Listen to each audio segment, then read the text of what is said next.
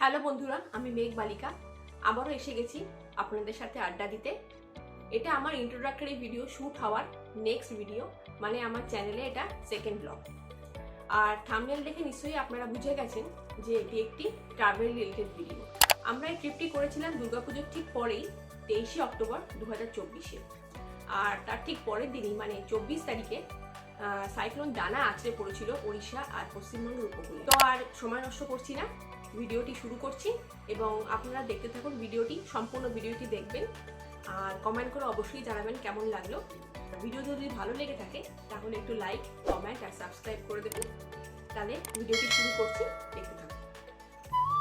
আপনি কি প্রকৃতিপ্রেমী, নদী, জঙ্গল, পাহাড় দেখতে পছন্দ করেন? তাহলে চটপট বেরিয়ে পড়ুন উইকেন্ড ব্রেকে 2 রাত 3 দিনের জন্যে। কি ভাবছেন কোথায় নিয়ে যাব আপনাদের? চলুন বেরিয়ে আসি পুরুলিয়া। এখানে আপনি পাহাড়ের অপরূপ শোভা, নদীর কলকল শব্দে বয়ে চলা শতাব্দী প্রাচীন মন্দির উপভোগ তো করতে পারবেনই, তেমনই দেখতে পাবেন পাহাড়ি ঝর্ণার অপরূপ শোভা, লেক আর বিভিন্ন ধরনের ড্যামের উপস্থিতি। পুরুলিয়া আপনারা বছরের 3টে টাইমে ভিজিট করতে পারেন। 1 নম্বর হচ্ছে শীতকাল, এই ধরুন ডিসেম্বর থেকে ফেব্রুয়ারি। 2 নম্বর হলো বর্ষাকালের আশেপাশে, যেমন আগস্ট থেকে সেপ্টেম্বর। আর 3 নম্বর হলো পলাশ উৎসব বা দোলের সময়। তখন পুরুলিয়ার একটা আলাদা রূপই আপনাদের চোখের সামনে ভেসে উঠবে। সমস্ত গাছে গাছে ভর্তি ভর্তি পলাশ ফুলের সমারোহ, যা দেখে আপনার মন গিয়ে উঠবেই। রাঙা হাসি রাশি রাশি অশোকে পলাশে, রাঙা নেশা মেঘে মেশা প্রভাত আকাশে।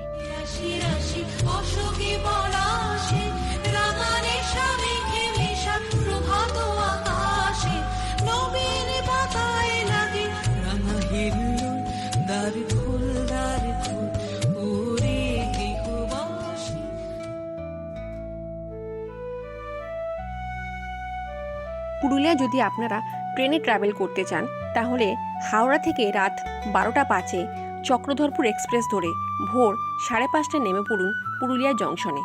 সেখান থেকে গাড়ি ভাড়া করে আপনারা 3 দিনে পুরুলিয়া জেলা সম্পূর্ণ দেখে নিতে পারেন।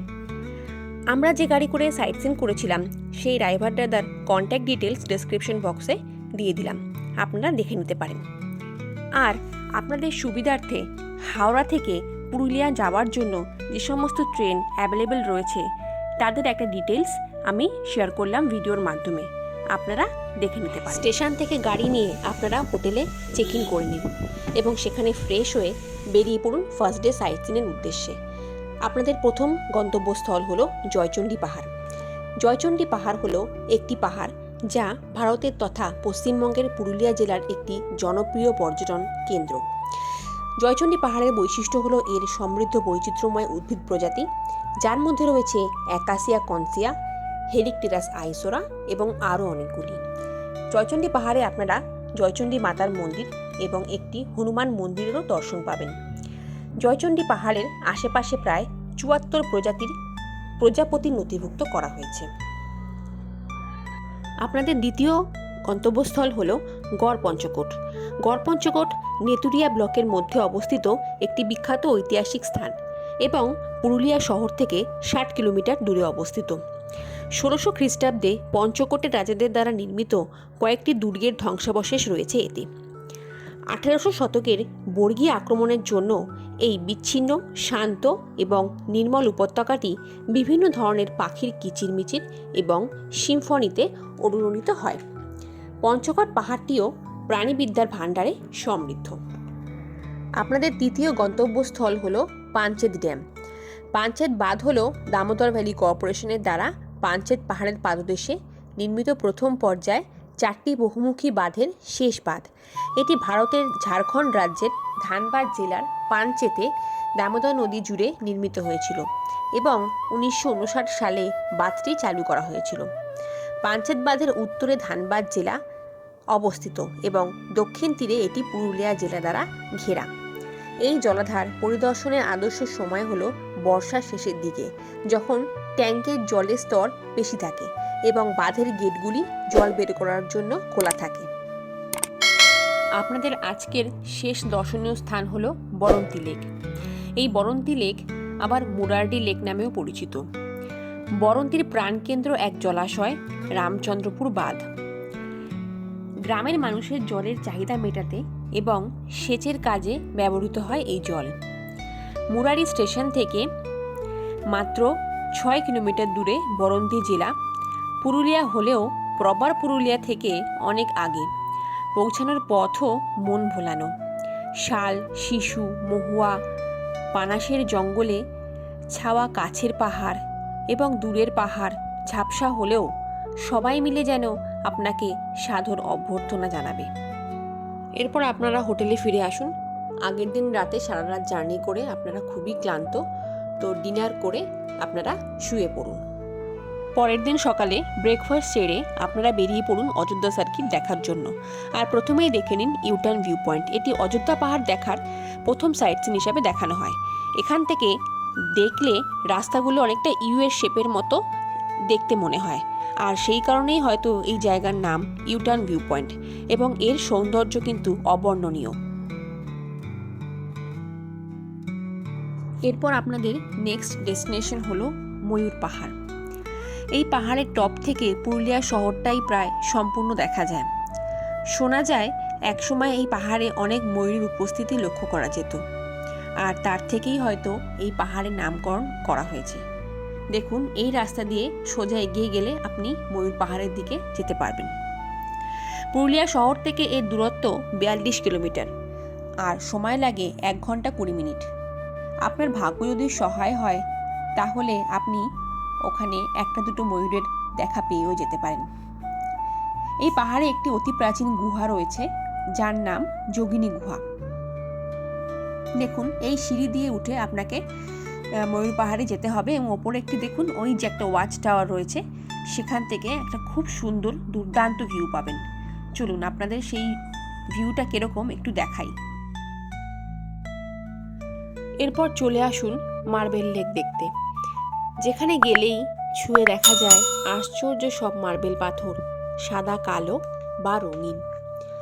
পুরুলিয়া শহর ছাড়িয়ে অযোধ্যার ধার ঘেঁষে যেতে যেতে দেখতে পাওয়া যাবে এমনই একটি আশ্চর্য জায়গা। বারবার পাথুরে পাহাড় ঘেরা টলটলে জলের দিকে তাকিয়ে ভালোবাসা যায়, প্রেমে পড়া যায়। সাধারণত পুরুলিয়াকে রুক্ষ মাটির দেশ বলা হয়। এই রুক্ষ লাল মাটি ভেদ করে এমন স্বচ্ছ জল জন্ম নেওয়ার ইতিহাসটিও তাই চমৎকার। সেখানকার মানুষদের মতে প্রকৃতির দান, আর চেহারা ঠিক যেন আমেরিকা কানাডা সীমান্তের গ্র্যান্ড ক্যানিয়ন। তাই বারবার করে বিশ্ব মানচিত্রে বিদেশি গ্র্যান্ড ক্যানিয়নের সঙ্গে তুলনা টেনে চলে আসে বাংলার মার্বেল লেকের নাম। পুরুলিয়াতে আসবো আর বামনি ফলস দেখবো না, তা কি হয়? তো চলুন দেখে আসি বামনি ফলস। এর প্রাকৃতিক সৌন্দর্য আপনাকে একটা মানসিক শান্তি এনে দেবে। প্রায় 400 সিঁড়ি নিচে নেমে আপনাকে এই জলপ্রপাতটি দেখতে হবে। আর সিঁড়িগুলিও যে খুব মসৃণ তা কিন্তু নয়, আর নামাটাও কিন্তু অনেকটাই কষ্টদায়ক। তাই সাথে যদি কোনো বয়স্ক মানুষ বা বাচ্চা থাকে, আমার মতে তাদেরকে সাথে না নিয়ে যাওয়াই শ্রেয়। তবে সেখানে পৌঁছে যে দৃশ্য আপনারা দেখতে পাবেন তা হয়তো আপনারা স্বপ্নেও ভাবতে পারেননি। কি স্নিগ্ধ সেই জলের ধারা পাহাড়ের গা বেয়ে অবিরাম বয়ে নিচে নেমে আসছে, যার সৌন্দর্য কিন্তু অভূতপূর্ব। আমরা কিছুক্ষণ সেখানে সময় কাটিয়ে পৌঁছে গেলাম দুর্গা ফলস দেখার উদ্দেশ্যে। দুর্গা ফলসও পশ্চিমবঙ্গের বিখ্যাত কিছু ওয়াটারফলসের মধ্যে একটি। এই ফলসের পাথরের উপর বসে আপনি একটি খুব সুন্দর সানসেট এনজয় করতে পারবেন। এই ফলসের সৌন্দর্য বছরের এক এক সময় এক এক রকম হয়। দুর্গা ড্যাম, লেক এবং ফলসটি বামনি নদীর থেকে সৃষ্টি হয়েছে। দেখে নিন বন্ধুরা আমারই একটি ভিডিও ফুটেজ, যেখানে আমি দুর্গা ফলসের সামনে দাঁড়িয়ে রয়েছি।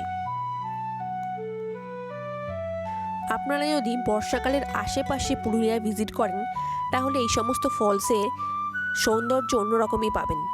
কারণ বর্ষাকালের আশেপাশে যেহেতু জলের পরিমাণ বেশি থাকে, সেই কারণে ফলসগুলোর সৌন্দর্য অন্যরকম থাকে। এ যেন অকল্পনীয়, অভাবনীয়।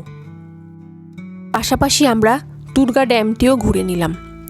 এই রকম শান্ত স্নিগ্ধ পরিবেশে কিছুটা সময় কাটাতে কিন্তু আপনার মন্দ লাগবে না। পুরুলিয়ার এই দুর্গা হ্রদে দুর্গা পাম্প স্টোরেজ প্রকল্প টিপিএসপি চালু আছে। এই প্রকল্পের ক্ষমতা প্রায় 900 মেগাওয়াট। পুরুলিয়ার অন্যান্য বাঁধের মধ্যে রয়েছে বান্দু বাঁধ, হনুমান বাঁধ, কুমারী বাঁধ এবং বরাবহুম বাঁধ। এই ড্যামটি দেখার পর লাঞ্চ সেরে আমরা মুখোশ গ্রামটি দেখার উদ্দেশ্যে বেরিয়ে পড়ি। পুরুলিয়ার পর্যটন সূত্রে জানা গেছে এই চরিদা গ্রামটি হল পুরুলিয়ার পরাক্রমশালী অযোধ্যা পাহাড়ের ছায়ায় শুয়ে থাকা একটি ঘুমন্ত গ্রাম। এখানেই পুরুলিয়ার বিখ্যাত ছৌ নাচের মুখোশ প্রস্তুত করা হয়। গ্রামের প্রায় শতাধিক পরিবার এই মুখোশ তৈরির শিল্পে জড়িত রয়েছে এবং প্রজন্ম ধরে সেটি করে আসছে। বিভিন্ন দেবদেবীর মুখোশও তারা প্রস্তুত করেন, যা আপনারা অতি সহজেই আপনাদের বাড়ির জন্য কিনে নিয়ে যেতে পারেন। এই মুখোশগুলি খুবই হালকা হয়ে থাকে, কারণ এইগুলি অত্যন্ত নরম কাগজ, মাটি আর কাপড়ের সংমিশ্রণে তৈরি হয়। আপনাদের পুরুলিয়া ভ্রমণের এটি অত্যন্ত জনপ্রিয় একটি পর্যটন কেন্দ্র, যা কিন্তু আপনারা ভুলেও মিস করবেন না।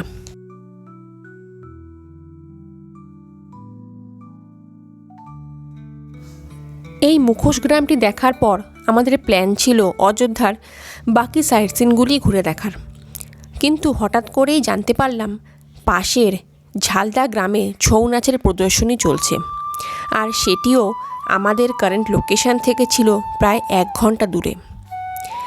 ড্রাইভার দাদাকে বলায় তিনি বললেন আপনারা যদি সেটি কভার করেন তাহলে আর বাকি ড্যামগুলি আপনাদের দেখা হবে না সময়ের অভাবে, কারণ মুখোশ গ্রাম ঘুরতে ঘুরতেই আমাদের প্রায় 4টে বেজে গেছিল। যেহেতু এটি ছিল পুরুলিয়ায় আমাদের প্রথমবার ভ্রমণ, তাই আগে কখনো আমরা ছৌ নাচের প্রদর্শনী সামনে থেকে দেখিনি, আর ছোটোবেলা থেকেই শুনে আসছি পুরুলিয়ার বিখ্যাত ছৌ নাচের কথা। সেটা যখন দেখার সুযোগ পেয়েছি, আপনারাই বলুন তো কখনো মিস করা যায় সেটা? সেই কারণে ঠিক করেই নিলাম যে আমরা সেই ঝালদা গ্রামে গিয়ে ছৌ নাচের প্রদর্শনীটি দেখব। অযোধ্যা সার্কিটের যে 3টি জায়গা আমরা ওই দিন ঘুরে দেখতে পারিনি সেগুলি হলো লহরিয়া ড্যাম, লহরিয়া শিব মন্দির, আপার ড্যাম ও লোয়ার ড্যাম, যেগুলি আপনারা অবশ্যই ঘুরে দেখবেন। এবার চলুন পুরুলিয়ার ঐতিহ্যবাহী সেই ছৌ নৃত্য দেখতে যাই। ছৌ নাচ ভারতীয় আদিবাসী যুদ্ধ নৃত্য। এই ছৌ নাচ ভারতীয় রাজ্য পশ্চিমবঙ্গ, ঝাড়খণ্ড ও উড়িষ্যায় জনপ্রিয়। ছৌ নাচের আদি উৎপত্তিস্থল পশ্চিমবঙ্গের পুরুলিয়া জেলা। উৎপত্তি ও বিকাশের স্থল অনুযায়ী ছৌ নাচের 3টি উপবর্গ রয়েছে, যথা পুরুলিয়া ছৌ, সরাইকেল্লা ছৌ ও ময়ূরভঞ্জ ছৌ। সরাইকেল্লা ছৌয়ের উৎপত্তি অধুনা ঝাড়খণ্ড রাজ্যের সরাইকেল্লা খরসোয়া জেলার সদর সরাইকেল্লায়। পুরুলিয়া ছৌয়ের উৎপত্তিস্থল পশ্চিমবঙ্গের পুরুলিয়া জেলা এবং ময়ূরভঞ্জ ছৌয়ের উৎপত্তিস্থল উড়িষ্যার ময়ূরভঞ্জ জেলা।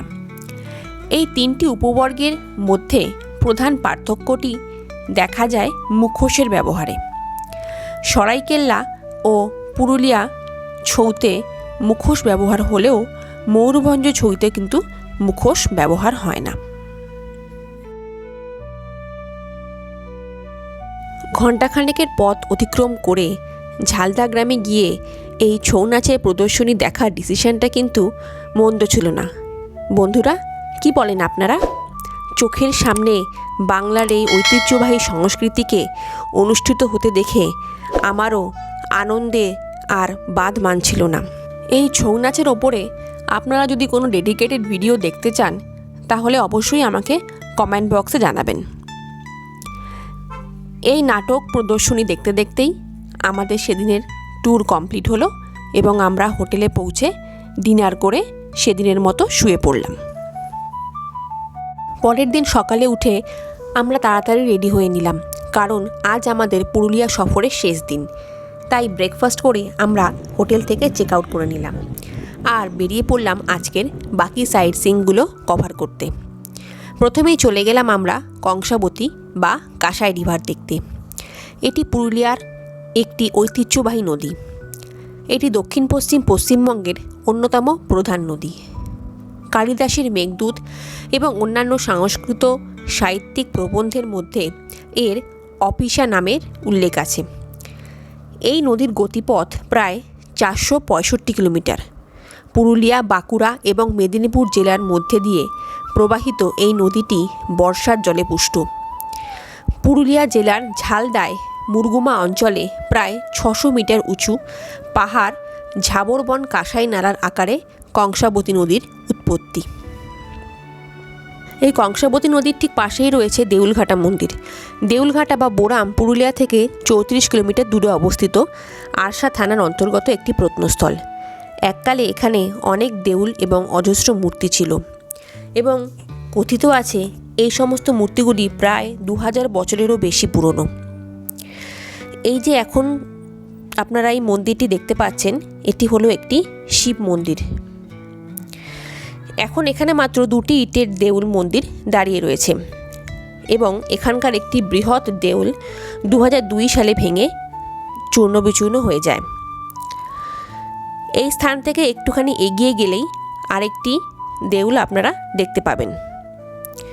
এছাড়াও রয়েছে বেশ কয়েকটি প্রস্তর নির্মিত দেওয়ালের ধ্বংসাবশেষ, যার কিছু নিদর্শন আমি আমার ভিডিওর মাধ্যমে শেয়ার করার চেষ্টা করলাম, আপনারা দেখে নেবেন। আমাদের পরের গন্তব্যস্থল হলো মুরুগুমা ড্যাম। এটি সাহারাঝোর নদীর ওপর নির্মিত, যেই নদীটি আসলে পশ্চিমবঙ্গের কংসাবতী নদীর একটি উপনদী। এই বাঁধটি অযোধ্যা পাহাড়ের পাদদেশে মুরুগুমা গ্রামের ওপরে নির্মাণ করা হয়েছে। এই বাঁধটির চারিদিকে পাহাড়, জঙ্গল এবং ছোট ছোট দ্বীপ দিয়ে ঘেরা।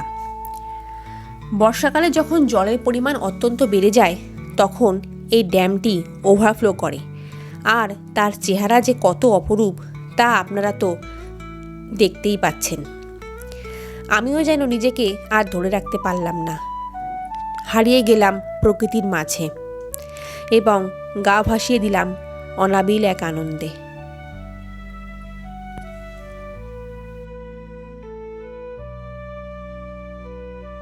এরপর আমরা চলে গেলাম মুরুগুমা ড্যামের টপ ভিউ পয়েন্ট দেখতে, যা সুইসাইড পয়েন্ট বা উকামবুরু ভিউ পয়েন্ট নামেও পরিচিত। এখান থেকে মুরুগুমা ড্যামের যে দৃশ্য তা অপূর্ব বললেও হয়তো কম বলা হবে। দেখে যেন শুধু মনে হচ্ছিল যে এখানে যদি ঘন্টার পর ঘন্টা বসে থাকা যায় তাহলে একটুও বোরিং ফিল হবে না, এতটাই মনোমুগ্ধকর এই সৌন্দর্য। এর সাথেই আমাদের পুরুলিয়া ভ্রমণের সফরটি শেষ হলো। এবার আমাদের বাড়ি ফিরে যাবার পালা।